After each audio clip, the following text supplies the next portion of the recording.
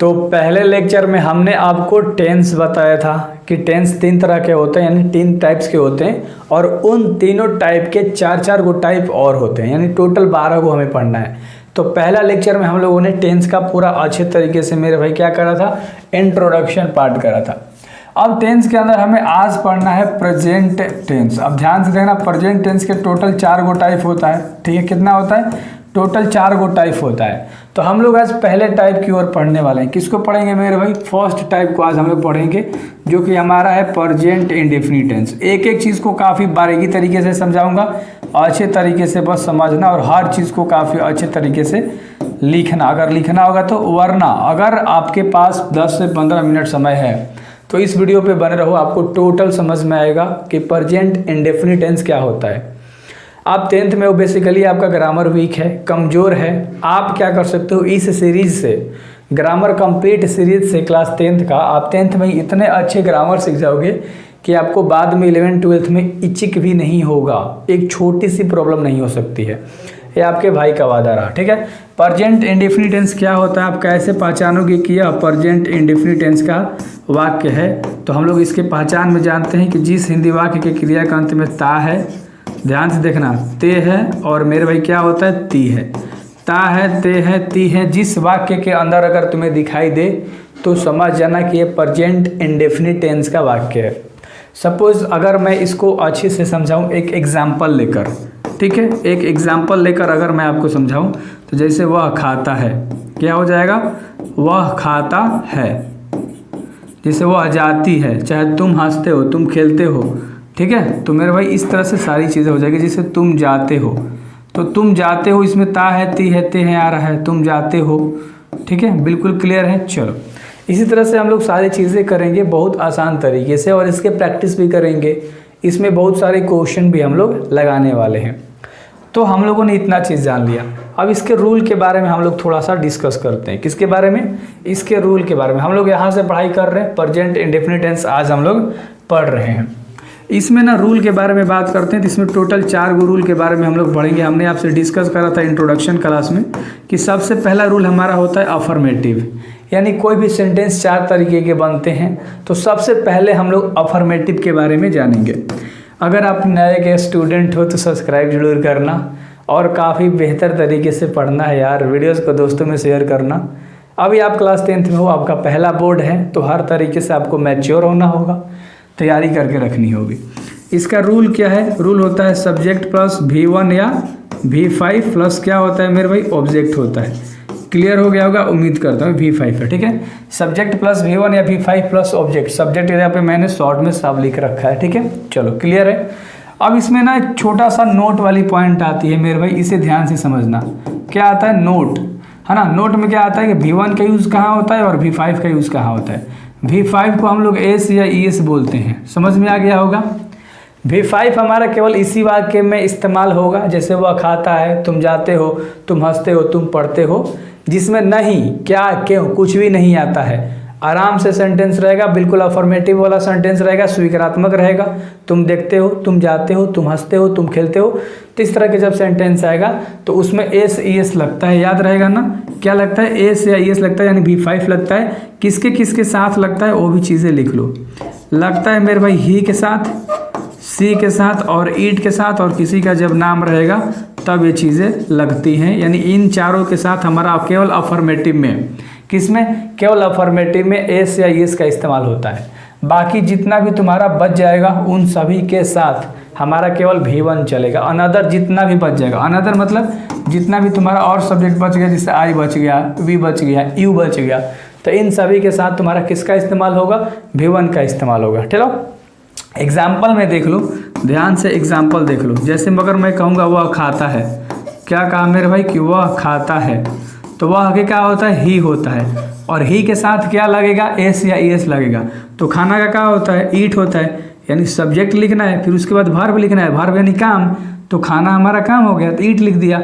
अब सब्जेक्ट के साथ V1 लगेगा या तो V5 लगेगा। V1 कहाँ लगेगा, V5 कहाँ लगेगा, चीज़ें बता रखी है। V5 ही, सी, ईट और नेम के साथ, यहाँ पर ही आ गया तो उसके साथ हम एस लगा देंगे, यानी ईट्स हो जाएगा। क्या हो गया? ही ईट्स हो गया। तो उम्मीद करता हूँ अच्छे से समझ में आ गया होगा। जैसे तुम जाते हो। अब इसमें आप बताइएगा अच्छे तरीके से कि ये कैसे बनेगा। जैसे मान लो हमने कहा कि तुम जाते हो, तुम के क्या होता है, ध्यान से सुनना, यू होता है और जाना के गो। अब यू के साथ कुछ भी नहीं लगेगा, ना एस लगेगा ना एस लगेगा, यू के साथ हमारा V1 लगेगा, क्योंकि मैंने सारी चीज़ें साफ साफ लिख रखी है कि ही सी ईट और नेम के साथ केवल एस सी एस लगता है, वो भी अफर्मेटिव के वाक्य में, जैसे इस तरह से वाक्य रहेगा तब। क्लियर हो गया। आगे जितना भी वाक्य हम लोग पढ़ेंगे, negative, interrogative, interronegative, WH type interrogative, उन सभी में केवल V1 का इस्तेमाल होगा और आगे हमारा हेल्पिंग वर्ब जुड़ जाएगा जो कि डू या डज होता है। क्लियर है। चलो तो आगे बढ़ते हैं हम लोग। अफर्मेटिव तक हम लोगों ने रूल कर लिया और इसमें हम लोगों ने सारे नियम के बारे में हम लोगों ने जाना। ठीक है, तो आगे हम लोग बढ़ते हैं और निगेटिव के बारे में जानते हैं। तो दूसरा हमारा रूल होता है मेरे भाई, क्या होता है, वो होता है निगेटिव यानी कि नकारात्मक। अफर्मेटिव मतलब क्या होता है, स्वीकारात्मक। तो आप बेसिक वाला देख लेना चीज़ें, ठीक है, और इसका मतलब होता है नकारात्मक। बेसिक इंट्रोडक्शन देख लेना, टेंस का पहला लेक्चर। ये तो आप दूसरा लेक्चर कर रहे हो, इसमें टोटल हम लोग 13 लेक्चर करेंगे, हमने पहले ही बता रखा था बेसिक वाले इंट्रोडक्शन में। निगेटिव का रूल क्या होता है, सब्जेक्ट प्लस इसमें आ जाता है मेरे भाई डू या डज इंक्लूड हो जाता है, उसके बाद केवल V1 लगता है और उसके बाद तुम्हारा क्या हो जाएगा, नॉट हो जाएगा। ठीक है, क्योंकि निगेटिव में क्या होता है, नॉट यानी नहीं लगता है, उसके बाद तुम्हारा V1 होगा, उसके बाद तुम्हारा क्या हो जाएगा, ऑब्जेक्ट, यानी सब्जेक्ट प्लस डू या does plus not plus V1 plus object होगा। क्लियर है चीज़ है, बिल्कुल भी क्लियर हो गया होगा। चलो अब इसमें एग्जाम्पल कैसे करोगे, जैसे तुम नहीं जाते हो, एग्जाम्पल क्या करोगे मेरे भाई, तुम नहीं जाते हो, तुम नहीं खाते हो, वह नहीं आता है, वह नहीं जाता है, तुम नहीं पढ़ते हो, वह क्यों नहीं, केवल वह नहीं पढ़ता है, तो नहीं केवल जुड़ेगा इसमें सब्जेक्ट के साथ। क्लियर है, बिल्कुल भी। तुम के क्या होता है, यू होता है, यू के साथ डू लगेगा कि डज लगेगा। अब ये डू डज वाला चीज़ है, यहाँ पर हम लोग समझेंगे, तो नोट में लिख लेना अच्छे तरीके से या यूज़ करके लिख लेना। यूज़ माने प्रयोग, डू का प्रयोग कहाँ होता है और डज का प्रयोग कहाँ होता है, ध्यान से देखिएगा। डू का प्रयोग होता है, पहले डज का लिख लो, ठीक है, अच्छे तरीके से, ही के साथ, सी के साथ, ईट के साथ और किसी का नाम रहेगा तो उसके साथ हमारा डज का प्रयोग होगा। बाकी जितना बच गया, जिससे बच गया, आई बच गया, वी बच गया, ठीक है मेरे भाई, दे बच गया, यू बच गया, इन सभी के साथ तुम्हारा डू का प्रयोग होगा। तो बिल्कुल क्लियर हो गया होगा कि डू का यूज़ कहाँ होगा और ड का यूज़ कहाँ होगा। ठीक है, तो डू और डज मैंने अच्छे से समझा दिया। तो यू के साथ क्या लगेगा, डू लगेगा। क्लियर है, बिल्कुल भी बिल्कुल क्लियर है। उसके बाद डू या डज मैंने कोई एक लगा दिया, उसके बाद नहीं लगाना है, तो नहीं है तो नॉट लगाएंगे। और उसके बाद ऑब्जेक्ट क्या है, काम, ऑब्जेक्ट है ही नहीं, है ना, सिर्फ जाने का क्या है, वर्ब है, तो गो हो जाएगा जाने के लिए। क्लियर है। अगर इसमें ऑब्जेक्ट क्या कहता है, जिससे बाजार, तुम बाजार नहीं जाते हो, तुम किताब नहीं पढ़ते हो, ठीक है, इस तरह से रहता। तब देखो अच्छे से आपको बता देता हूँ, तुम क्रिकेट नहीं खेलते हो, ठीक है, इसमें सब्जेक्ट और ऑब्जेक्ट दोनों है। इसमें केवल सब्जेक्ट था और केवल वर्ब था, ठीक है, यानी काम था और सब्जेक्ट था। काम क्या है वो नहीं था, है ना, तो ऑब्जेक्ट हो जाता है। जैसे तुम क्रिकेट खेलते हो, ध्यान से देखना, तुम क्रिकेट खेलते हो, तो इसमें क्या हो गया, इसमें तुम सब्जेक्ट हो गया, तो तुम का क्या होता है, यू के साथ लगता है डू। क्रिकेट खेलना का क्या होता है, यहाँ पर नहीं होगा, तुम क्रिकेट नहीं खेलते हो।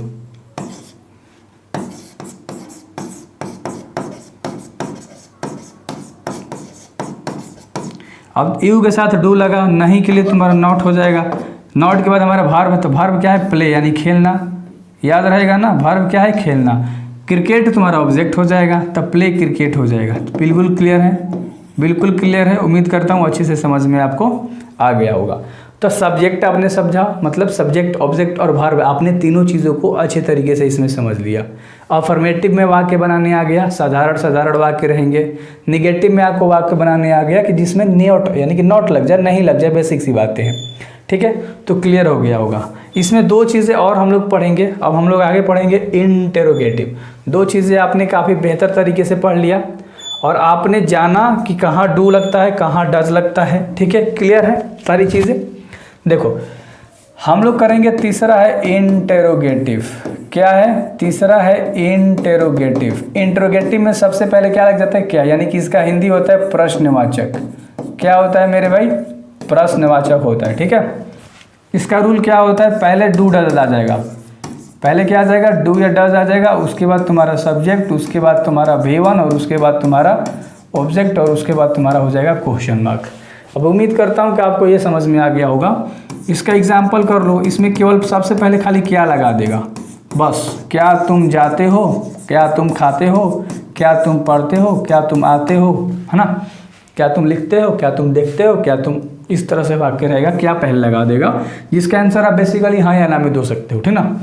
तुम के साथ क्या लगता है, डू, तो डू पहले और यू बाद में, ये जस्ट उल्टा बन जाता है केवल, ठीक है। कॉन्सेप्ट क्या याद रखना है कि उल्टा बन जाता है, राइट। चलो, डू यू और जाना का क्या होता है, गो, बस बन गया, क्योंकि इसमें केवल तुम्हें सब्जेक्ट दिखाई दे रहा है और वर्ब दिखाई दे रहा है, ऑब्जेक्ट नहीं है। अगर मैं बात करूँगा, ध्यान से देखना, क्या तुम किताब पढ़ते हो, ध्यान से देखना मेरे भाई, ठीक है, क्या तुम किताब पढ़ते हो, क्या तुम किताब पढ़ते हो, तो क्या तुम, तो तुम के साथ डू लगता है, डू पहले यू बाद में, काम क्या है, पढ़ने का, तो रीड हो जाएगा। क्या पढ़ रहा है, ऑब्जेक्ट क्या है, बुक है, तो रीड क्या हो जाएगा, बुक हो जाएगा। अब उम्मीद करता हूँ कि आपको ये अच्छे से समझ में आ गया होगा, ठीक है, कोई दिक्कत नहीं हुआ होगा। अगर नहीं लगेगा तो क्या कहोगे, do you not read book, है ना। सब्जेक्ट के बाद क्या लगा दोगे, देखो सब्जेक्ट के बाद तुम वर्ब लगाओगे या subject plus not plus V1 plus object कर दोगे। अगर नहीं वाला देगा तब सिंपल सा वाक्य है, करा दूँ, देखो एक एग्जाम्पल कराता हूँ। क्या तुम नहीं पढ़ते हो, ठीक है, सवाल किया जा रहा है कि क्या तुम नहीं पढ़ते हो, इसका आंसर देखना। पहले ही तो क्या लगाया गया है ना, तो उल्टा बनेगा, डू पहले आ जाएगा, यू बाद में रहेगा। नहीं के लिए क्या होता है, नॉट, काम क्या है, पढ़ने का, ठीक है, तो पढ़ने का रीड हो जाएगा। तो बस सिंपल सा बात है, इतनी ही सवाल पूछा है। अब आगे तो ये बोला नहीं है कि किताब नहीं पढ़ते हो या लिखा हुआ नहीं पढ़ते हो, टेक्स्ट नहीं पढ़ते हो, नंबर नहीं पढ़ते हो, क्या नहीं पढ़ते हो, चीज़ें क्लियर हैं बिल्कुल भी। चलो, ऑब्जेक्टिव केस नहीं है तो मेरे भाई मैंने आपको अच्छे तरीके से इसमें बता दिया कि अगर नॉट वाला पूछ देगा तब आप कैसे बनाओगे, राइट। अब इसमें एक और चीज़ें हैं, ठीक है, कौन सी चीज़ें हैं उसके बारे में हम लोग जानते हैं। WH टाइप इंट्रोगेटिव, टेंशन मत लो, ये अच्छे तरीके से मैं आपको एक बार दिखा दूंगा लास्ट में, ठीक है। जो कि चौथा रूल है आपका, उसे हम बोलते हैं WH टाइप इंट्रोगेटिव, और ये रूल आपको पता होना चाहिए अच्छे तरीके से, क्योंकि इसी में बहुत सारे बच्चे कंफ्यूज होते हैं, ठीक है। चलो, इसमें क्या होता है, इसके रूल में क्या होता है, पहले WH टाइप होता है, उसके बाद तुम्हारा क्या आता है, डू या डज आता है, याद रहेगा। चलो, उसके बाद तुम्हारा क्या आता है, सब्जेक्ट आता है, और उसके बाद तुम्हारा V1, उसके बाद क्या आता है, ऑब्जेक्ट आता है। यानी कहने का मतलब बेसिकली क्या है, यहाँ पर जे है, कहने का मतलब बेसिकली क्या है मेरे भाई कि WH टाइप में कौन कौन सी चीज़ें आती हैं, तो ध्यान से देखना। इसमें आता है आपका हाउ, यानी कि कैसे, ठीक है। एक एक चीज़, कोई पहला लेक्चर हो गया आपका, मतलब पहला टेंस पढ़ रहे हो, तो इसलिए मैं काफ़ी डिटेल में सारी चीज़ें बता दे रहा हूँ। आगे ये सब हाउ, व्हेन, हु, वेयर, ये सब नहीं बताऊँगा इसका हिंदी, ठीक है, तो इसलिए लाइन से पढ़ना है। हु मतलब क्या होता है, कौन, व्हाट मतलब क्या होता है, ठीक है, वेयर मतलब कहाँ होता है, व्हेन मतलब कब होता है, ठीक है। चलो, ये सारी चीज़ें आपको अच्छे से समझ में आ गई होंगी। तो WH टाइप में वही आता है। जैसे एक एग्जांपल अगर मैं आपको दे दूं, वह क्यों, इसमें बीच में सवाल किया जाता है जिसका आप रीज़न बताते हो, कारण बताते हो कि आपने उस काम को क्यों नहीं किया, क्या नहीं किया, कैसे नहीं किया, तो उसका रीज़न बताओगे ना कि तुमने क्यों नहीं किया, है ना, कि मन नहीं कर रहा था, या कहीं चला गया था, या बिजी था, या मेरे पास समय नहीं था। तो इस तरह से आप इसका रीज़न बनाते हो। जैसे कि वह क्यों नहीं, सिंपल लिखो ना, वह क्यों जाता है, वह क्यों जाता है। तो सबसे पहले इस WH टाइप को लिखना है हमें, क्योंकि रूल हमारा वही कह रहा है। सबसे पहले WH लिखो, उसके बाद सब्जेक्ट पकड़ो, सब्जेक्ट के अकॉर्डिंग डू डज पहले लगा दो। यानी सबसे पहले क्यों का लिखना है, तो क्यों का होता है वाई, वाई के बाद तुम्हें डू या डज लिखना है सब्जेक्ट के अकॉर्डिंग। सब्जेक्ट क्या वह है, वह के क्या होता है मेरे भाई, ही के साथ क्या लगता है, डज, तो पहले डज हो जाएगा, ही बाद में हो जाएगा। यहाँ पर कॉन्सेप्ट याद रखना, ठीक है। और जाने का काम है तो क्या कह देगा, गो, बस बन गया। अगर इसी में रहता कि तुम कैसे जाते हो, चाहे तुम कैसे पढ़ते हो, ध्यान से देखना, तुम कैसे किताब पढ़ते हो, चलो सब्जेक्ट ऑब्जेक्ट सब लिख के बताता हूँ। तुम कैसे किताब पढ़ते हो, तो सबसे पहले हम लोग कैसे को लिखेंगे, तो कैसे का क्या होता है, हाउ, उसके बाद तुम है, तुम के साथ लगता है तो डू, उसके बाद डू आ गया, फिर यू आ गया, उसके बाद किताब पढ़ना है, तो काम क्या है, पढ़ने का, यानी रीड, और क्या पढ़ रहे हैं, तो बुक पढ़ रहे हैं, तो हमने क्या लिखा, बुक, और यह बन गया। तो इस तरह से आपको काफ़ी बेसिकली तरीके से बनानी है, और उम्मीद करता हूँ आपको समझ में अच्छे से आ गया होगा। इनडेफिनिट के सब रूल कैसे बनते हैं, डू डज कहाँ लगता है, V1 कहाँ लगता है, V5 कहाँ लगता है, सब्जेक्ट क्या होता है, ऑब्जेक्ट क्या होता है और वर्ब क्या होता है। ठीक है, बिल्कुल क्लियर है। अब इसमें ना दो चीज़ें और आती हैं जो कि हम वर्ब चैप्टर में पढ़ेंगे। हेल्पिंग वर्ब क्या होता है, ठीक है, यानी कि हेल्पिंग वर्ब क्या होता है आपका, 1 मिनट अच्छे से आपको बताता हूँ। ठीक है, चलो सबसे पहले हम लोग जानेंगे हेल्पिंग वर्ब क्या होता है और मेन वर्ब क्या होता है। ये दो टॉपिक मोस्ट इंपॉर्टेंट है। मेन वर्ब का मतलब क्या होता है कि जो काम है, जो आप काम कर रहे हो, खेलने का, जाने का, हंसने का, घूमने का, पढ़ने का, ये मेन वर्ब में आता है। बट जब इसमें ना हमारा डू डज लगता है, जिसे डू डज बताया है ना, इज एम आर बताया, हैज़ हैव आप पढ़ते हो, शाइल विल पढ़ते हो, तो सब तुम्हारे जब हेल्प करते हैं काम को करने में, यानी समय को जब दर्शाने लगते हैं, तो हमारा जो ये सब do does, is am are, shall will, ये सब चीज़ें हेल्पिंग वर्ब बन जाती हैं और ये हमारा मेन वर्ब होता है। क्लियर है। जब कहीं डू डज नहीं लग रहा है ना, जिसे तुम जाते हो, यू गो केवल कह दिया तो यू सब्जेक्ट हो गया और गो तुम्हारा इसमें मेन वर्ब हो गया, क्योंकि V1 हमारा हमेशा मेन वर्ब ही होता है। क्लियर है, बिल्कुल अच्छे तरीके से समझ में आ गया। जैसे उसमें डू डज लगाने से, इसमें मैंने कहा कि negative, interrogative, WH type interrogative में हम लोगों ने डू डज को लगाना सीखा। तो डू डज हमारा हेल्पिंग वर्ब हो गया और जो तुम काम कर रहे हो, खेलने का, जाने का, हंसने का, घूमने का, ये तुम्हारा मेन वर्ब हो गया। सब्जेक्ट तुम्हें पता है कि he, she, it, name, I, we, they, you, we, our, है ना, ये सब तुम्हारे क्या होते हैं, सब्जेक्ट होते हैं। इसके अकॉर्डिंग ही हमारा लगता है हेल्पिंग वर्ब। उसके बाद हमारा वर्ब आता है जो कि काम होता है, एंड देन ऑब्जेक्ट होता है कि हम काम क्या कर रहे हैं। जैसे मैं खेल रहा हूँ तो इसमें ऑब्जेक्ट नहीं है। अगर मैं कहूँगा मैं फुटबॉल खेल रहा हूँ, मैं हॉकी खेल रहा हूँ, मैं क्रिकेट खेल रहा हूँ, तो इसमें फुटबॉल, हॉकी और क्रिकेट क्या हो गया, ऑब्जेक्ट हो गया। तुम पढ़ते हो, इसमें केवल सब्जेक्ट है तुम, और पढ़ना तुम्हारा वर्ब है। अगर मैं आपसे बोलूं कि तुम किताब पढ़ते हो, तो किताब तुम्हारा क्या हो जाएगा, ऑब्जेक्ट हो जाएगा। अब उम्मीद करता हूं कि आपको ये लेक्चर में सारी चीज़ें अच्छे से समझ में आ गई होंगी। एक बार ऊपर से दिखा देता हूं, देन उसके बाद मैं आपको कुछ ट्रांसलेट दूंगा, उसे आप ट्राई करना। ठीक है, 1 मिनट गाइस। चलो सबसे पहले हम लोगों ने करा था क्या, अफर्मेटिव। अरे आ जाओ यार, चलो 1 मिनट, आराम से इसको करना पड़ता है। चलो सबसे पहले अफर्मेटिव में बताया था V1 का यूज़, V5 का यूज़, फिर डू डज लगा निगेटिव से। ठीक है, ये चीज़ें हम लोगों ने करी। डू डज किसके किसके साथ लगता है वहाँ पर मैंने आपको करा रखा है। जैसे कि यहाँ पर डू और डज मैंने कराया है, तो किसके साथ लगता है, आई, वी, दे के साथ डू लगता है, ही, सी, इट और नेम के साथ क्या लगता है, डज लगता है ना। निगेटिव तक करा दिया था। उसके बाद अगर मैं आपको दिखाऊं तो यहाँ पर मैंने इंट्रोगेटिव अच्छे से समझाया है कि इसमें उल्टा सेंटेंस बनता है। इसमें सबसे पहले क्या लगता है, ठीक है, क्या लगता है इसमें मेरे भाई, सबसे पहले इसमें आपका क्या का यूज़ होता है ना, इंट्रोगेटिव वाला में, याद रहेगा। और अगर मैं आगे आपको दिखाऊं अच्छी तरीके से देखना, इसमें हमने बताया WH टाइप इंट्रोगेटिव में कि इसमें पूरे डिटेल तरीके से आपसे सवाल किए जाते हैं। इसमें हमने आपसे क्या बताया कि इसमें डिटेल तरीके से सवाल किया जाता है, इसे क्यों लगाया जाता है, कैसे लगाया जाता है। तो ये चीज़ें बिल्कुल अच्छे तरीके से आपके दिमाग में बैठनी चाहिए। जो आज लेक्चर में आप पढ़े हो ना सारी चीज़ें, वो आपके दिमाग में रहनी चाहिए, ताकि जब मैं आगे प्रेजेंट कंटिन्यूअस, परफेक्ट पढ़ाऊँ, परफेक्ट कंटिन्यूअस पढ़ाऊँ, फिर पास्ट में जाऊँ, फिर फ्यूचर में जाऊँ, तो आपको हर एक पार्ट अच्छे से समझ में आनी चाहिए। ठीक है, तो चलो कुछ मैं आपको ट्रांसलेट दे देता हूँ, ताकि आप ट्राई करोगे कि आप इसमें सब्जेक्ट क्या है, ऑब्जेक्ट क्या है, और आप बनाओगे। जैसे पहला ट्रांसलेट मैं आपको दे रहा हूँ कि मैं सिखाता हूँ। ठीक है, मैं सिखाता हूँ, चलो मैं सिखाता हूँ लिख दिया। दूसरा ट्रांसलेट है तुम नहीं जाते हो। बहुत आसान दे रहा हूँ क्योंकि आपका पहला लेक्चर है, अच्छे तरीके से देखो। ठीक है, यानी कि पहले पार्ट पढ़ रहे हो यार, टेंस में हिले हो, ठीक ना। तीसरा सवाल है कि तुम कैसे या तुम क्यों पढ़ते हो, तुम क्यों पढ़ते हो, मैं कैसे पढ़ाता हूँ। ठीक है, मैं कैसे पढ़ाता हूँ, वह क्यों नहीं पढ़ती है।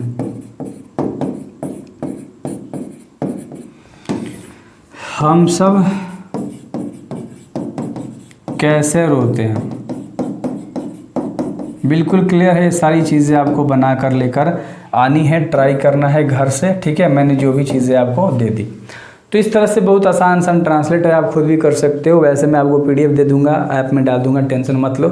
ऐप वाला में कुछ भी नहीं है, ख़रीदना नहीं है। अभी जाके 10th वाले में जाओगे तो आपको उसमें मतलब सब फ्री ही मिलेगा, टेंशन मत लो, जाके आप चेकआउट मार सकते हो। कुछ दिन में अपलोड कर दूंगा, तो ऐप डाउनलोड करके रख लेना, ठीक है। So best of luck. अपना MK ऐप है यार, ऐप का नाम क्या है, अपना MK नाम है। प्ले स्टोर पर जाओगे तो आपको अच्छे तरीके से मिल जाएगा, ठीक है मेरे भाई। तो उम्मीद करता हूँ कि ये लेक्चर काफ़ी अच्छे से आपको समझ में आया होगा। एंड हम लोगों ने आज प्रेजेंट इंडेफिनिट बहुत अच्छे तरीके से करा, ठीक है। आगे करेंगे प्रेजेंट कंटीन्यूअस टेंस, याद रखना। Best of luck.